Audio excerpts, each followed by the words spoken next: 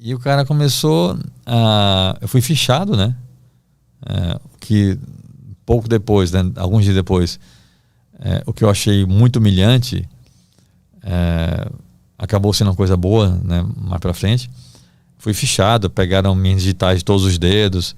Eu fiz aquela fotinha com um número, entendeu? De frente, perfil. E era tão humilhante que até o número era tosco, cara. Era um papelão com o negócio escrito, né? Que eles escreveram lá na hora. E aí depois esse cara que parecia ser o delegado, não lembro se foi depois ou foi antes disso, de ser fichado, não lembro. Realmente não lembro.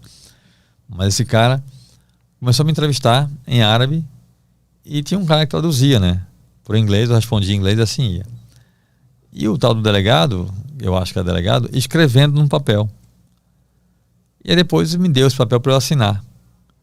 E era um papel timbrado da polícia síria, escrito em árabe, no meio de uma guerra. E o cara mandou eu assinar, como se fosse meu depoimento. Aí eu falei, cara, não vou assinar isso, está em árabe, eu não falo árabe. E o tal do chefinho lá, gritando comigo, mandando assinar, eu falei que não ia assinar. E aí 2 caras me seguraram, eu estava sentado numa cadeira, 2 caras me seguraram. No mundo árabe, os homens fumam muito, os caras fumam o tempo todo. O delegado estava fumando, né? Esse cara.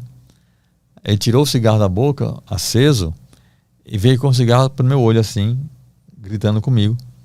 E o tradutor dizendo que ele ia queimar meu olho se eu não assinasse. Eu falei que não ia assinar.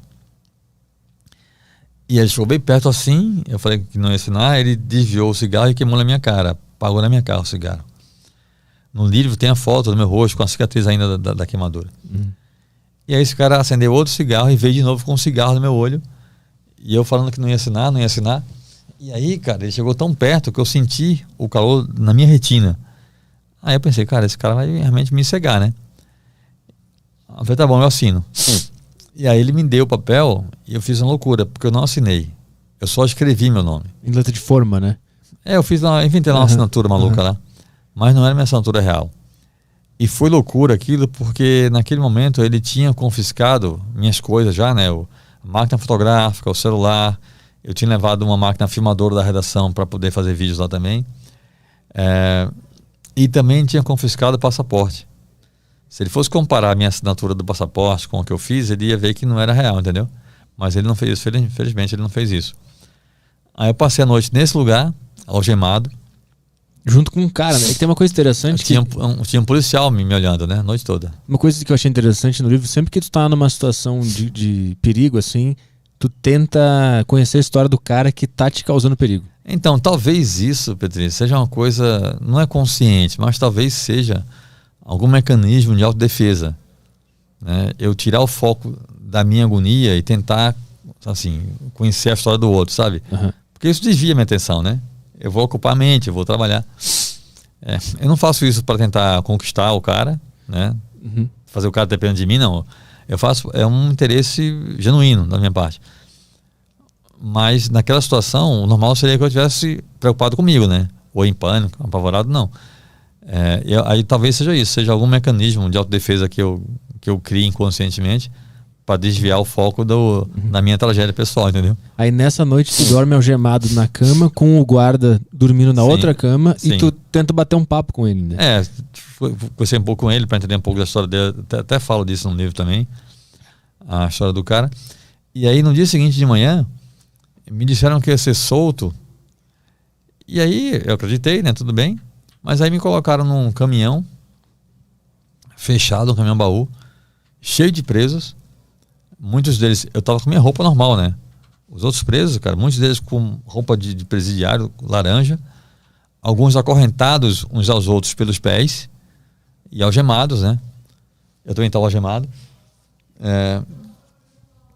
E eu vendo aquilo, falei, cara, assim, o que é que eu faço assim com esses caras, entendeu? E assim, eu tenho ascendência italiana, né? O rosto fino, nariz grande, que também parece com um árabe, né? E para ir para a Síria eu fui bem bronzeado, como eu estou agora, estava no Recife, cheguei anteontem inclusive. Eu estava bem bronzeado e estava de barba, né? Eu fui assim, de propósito, para parecer um deles, né? E funcionava, porque na Síria, cara, vários lugares as pessoas iam falar comigo em árabe e eu fingia que entendia, né? Eu sei falar em árabe, assim, pouquíssima coisa, não serve para nada, mas assim, o cumprimento, o salam aleikum, né? Aleikum salam, a resposta eu conheço bem. E aí, nesse caminhão, os caras achavam que eu também era um deles, né? E aí vinham falar comigo em árabe, eu só fazia assim, fingia que entendia, enfim. E aí o caminhão chegou num presídio, esses presos estavam acorrentados pelas pernas, né, pelos pés.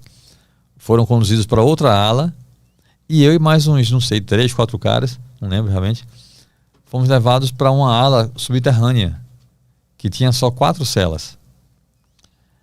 Eu tentando explicar ao agente penitenciário que tinha algum erro ali, né? Porque me disseram que eu ia ser solto, estava ali, eu falando com o cara em inglês, e ele não respondia. Na verdade não eram só eu e mais 3 não, acho que éramos umas 10 pessoas nessa ala, porque eu lembro que quando a gente chegou na ala, o agente penitenciário abriu as celas, né? Ele só não abriu a segunda cela, ele abriu a primeira, a segunda ficou fechada, a terceira e a quarta. E eu lembro que os presos iam entrando, né, de forma aleatória assim nas celas, e eu falando inglês com o agente penitenciário, ele não respondia, e aí um cara da primeira cela falou comigo em inglês: posso ajudar? Eu falei, cara, claro, né?